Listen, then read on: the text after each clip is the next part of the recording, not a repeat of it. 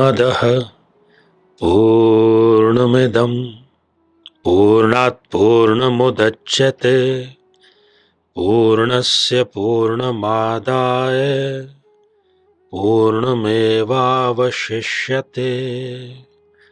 ओम शांतिः शांतिः शांतिः। साथियों, जहां कल युग में हर एक चीज नकली है, हर एक चीज मिलावटी है, हर एक चीज जिसमें वस्तु, मनुष्य, पर्यावरण, सब में कहीं ना कहीं अशुद्धि आ ही चुकी है, चाहते ना चाहते हुए भी। आमतौर पर हम यही बात करते हैं कि सेहत अगर बने तो बने कैसे, क्योंकि हर एक चीज तो हम नकली खा रहे हैं सुबह से लेकर के शाम तक। तो जहां तक स्पिरिचुअल पाथ, आध्यात्मिक राह की बात है, और स्वयं भगवान शिव ने महानिर्वाण तंत्र में ये बात बहुत पहले ही कह दी थी कि कलयुग में जब तपस्या करना किसी के बस की बात नहीं रहेगी, स्वाध्याय करना किसी के बस की बात नहीं रहेगी, भौतिकवाद में इतना ज्यादा उलझ जाएगा आदमी कि वो शौच क्या है, अशौच क्या है, अच्छा क्या है, बुरा क्या है, पवित्र क्या है, अपवित्र क्या है, इतना उसका विवेक ही नहीं रहेगा, तो वो कहां से आध्यात्मिक एक्सीलेंस की हम बात करेंगे, वहां पर वो कैसे पहुंचेगा। तो उन्होंने खास तौर पर कलयुग के लिए यह बात कही है कि कलयुग में जो तंत्र मार्ग है वो ही सर्वाधिक उत्तम है। उसी का आचरण करना, अपनी चाहे फिर वो भौतिक आवश्यकताएं पूरी करना हो उसके लिए आप परफॉर्म करें, या अपनी जो स्पिरिचुअल आपकी आवश्यकताएं हैं उसको पूरा करने का प्रयास करें। दोनों ही रास्तों में तंत्र ही कलयुग में सर्वोत्तम मार्ग माना गया है। सतयुग की जब बात थी तब श्रुति पर, त्रेता की जब बात थी तब स्मृति ग्रंथों पर, द्वापर में पुराणों का बोलबाला था। लेकिन कलयुग में क्यों तुरंत रिजल्ट के लिए, प्रभावी रिजल्ट के लिए तंत्र का रास्ता ही सबसे बेहतर है, ये महानिर्वाण तंत्र में स्वयं भगवान शिव ने कहा है।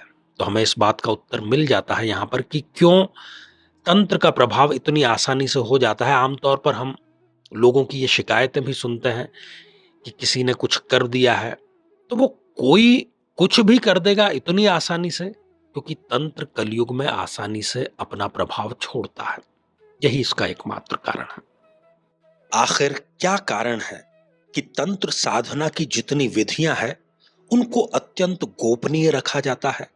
कोई इसको देख न ले, कोई इसको सुन न ले, कोई इसको प्रयोग न कर ले, इस प्रकार की सावधानियां आखिर क्यों बरती जाती हैं? साथियों, इस प्रश्न में ही इसका उत्तर छुपा हुआ है। कुछ भी महत्वपूर्ण यदि है, कुछ भी मूल्यवान यदि है, तो उसको ले जाकर के ऐसे ही सड़क पर फेंक नहीं दिया जाता या उसकी प्रदर्शनी नहीं लगा दी जाती। मुश्किल से जो चीज मिलती है उसको छुपा करके, बचा करके, बहुत सहेज करके रखा जाता है। जैसे विष होता है ना, हर नाग में होता है, तो वो उस विष का बहुत संतुलित प्रयोग करता है। वो हर किसी को डसते वक्त विष उसमें नहीं छोड़ता। जब उसको किसी शिकार को करना होता है अपना पेट पालने के लिए, तब उस शिकार में वो अपने दांत गाड़ता है और फिर उस दांत के माध्यम से जो विष की थैली का, उसको पता है कि 1 बूंद यहां पर व्यय करना है, 2 बूंद करना है, महत्वपूर्ण है। सर्प का जो जीवन यापन है वो विष के माध्यम से ही है, इसलिए वो उसका विवेकपूर्ण इस्तेमाल करता है। इसीलिए तंत्र की साधना की जितनी विधियां हैं उसको जो इसके ज्ञाता है वो गोपनीय रखते हैं, मुश्किल से प्राप्त होता है, बहुमूल्य है। और फिर साथ में ये डर भी है कि यदि ये किसी अयोग्य व्यक्ति के, किसी व्यभिचारी व्यक्ति के, किसी स्वार्थी व्यक्ति के हाथ में लग गया तो जाहिर सी बात है कि वो केवल अपनी इच्छाएं, अपनी जरूरतें पूरी करने के लिए इसका दुरुपयोग करेगा।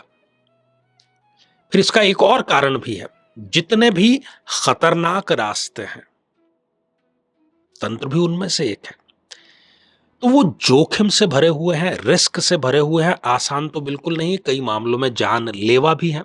ऐसे उदाहरण हजारों लाखों हैं।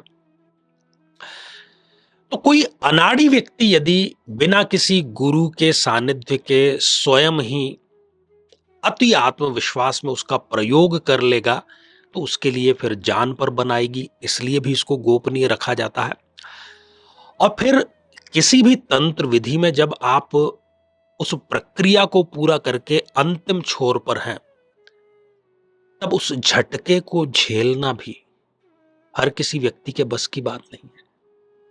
जब आप फायर करते हैं, फिल्मों में हम बहुत आसानी से देखते हैं कि बस धनाधन फायर किए जा रहे हैं।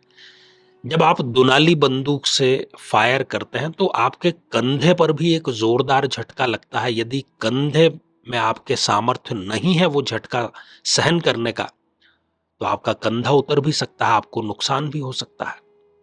वैसे ही तंत्र साधना सिद्धि में जब सिद्धि की प्रक्रिया के पास आप नजदीक जाते हैं, जिस शक्ति को आप प्राप्त करना चाहते हैं, उस शक्ति को आत्मसात करने की आपके शरीर में, आपकी इंद्रियों में, आपके इस भौतिक शरीर में, आपकी आत्मा में क्या वो सामर्थ्य है उस झटके को सहन करने की। तो ये सारी बातें हैं, शायद इसीलिए तंत्र साधना की जितनी विधियां हैं उनको गोपनीय रखा जाता है। तो साथियों, आज के लिए केवल इतना ही। आप सभी स्वस्थ, समृद्ध और शांतिपूर्वक जीवन व्यतीत करें।